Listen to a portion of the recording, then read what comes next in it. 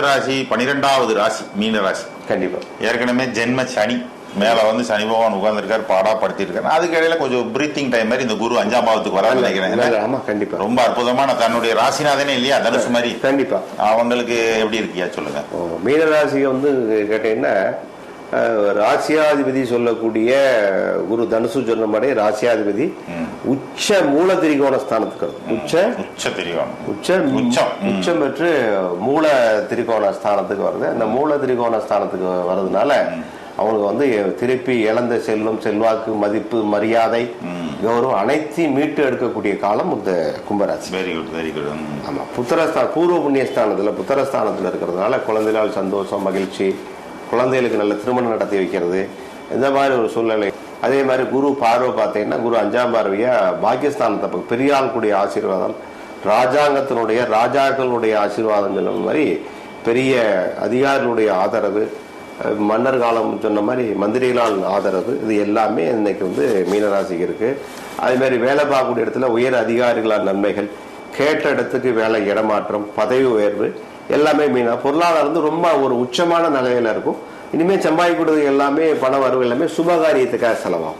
இது வந்து சம்பாதிச்சது எல்லாமே அசுபகாரியத்துக்காக செலவானது இப்ப எல்லாமே சுபகாரியத்தாக செலவு பண்ணக்கூடிய காலம். நிச்சயமா செலவு தான். சந்தோஷமான செலவு பண்ணி ஒரு ஹோட்டல்ல போய் நல்லா சாப்பிட்டா ஒரு சந்தோஷம் கிடைக்கும். கண்டிப்பா. பிள்ளைகளுக்கு கல்யாணம் பண்ணா ஒரு சந்தோஷம். கண்டிப்பா. ஒரு படிப்பு செலவு பண்ணா சந்தோஷம். கண்டிப்பா. ஆஸ்பத்திரியில போய் செலவு பண்ணா வருத்தம். பணம் தொலைஞ்சு போனா வருத்தம். கண்டிப்பா.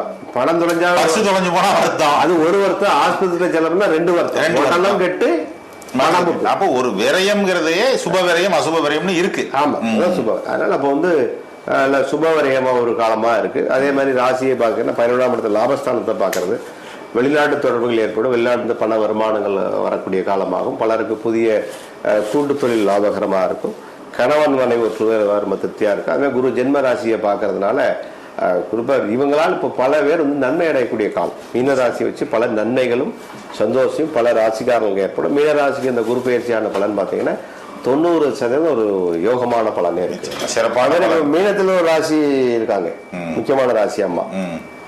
அதுவும் இந்த அரசியல் ஒரு வித்தியாசமா பண்ணாங்க. சரி, சசிகலா மேடம் இருக்காங்க இல்லையா, அவங்களுக்கு வந்து மீனம் அவங்களுக்கு இப்போ ஒரு சாதகமான ஒரு சூழ்நிலை ஒரு குழப்பி தெளியுது. இப்போ தெளியக்கூடிய நேரம். கண்டிப்பா எல்லாம் ஒண்ணு சேரக்கூடாது இல்ல. அதுக்கு அதே பழைய முதலமைச்சர் திரு ஓபிஎஸ் அவர்களுக்கு மீனராசி மீனம் தான். இப்ப இதெல்லாம் திருப்பி ஒண்ணு சேர. அரசியலே பல குழப்பத்தை உண்டு பண்ணது இந்த 2 ராசி ஓட்டுகளை பிரிச்சது வச்சது அடிச்சு எல்லாம் ஒண்ணு சேரக்கூடிய காலம். எல்லா கிரகங்கள் தான் வேலை செய்யும். ஆமா, யார் மேலே இந்த எல்லாம் ஒரு வீட்டு பிள்ளைகள் தான், ஒரு குடும்பத்தை ஆட்கள் தான். எல்லாம் ஒரு தாய் வசுதேவ குடும்பகம் அப்படின்னு மோடிஜி சொல்லுவார். வசுதேவ குடும்பம், உலகம் பூரா ஒரே குடும்பம் தான்.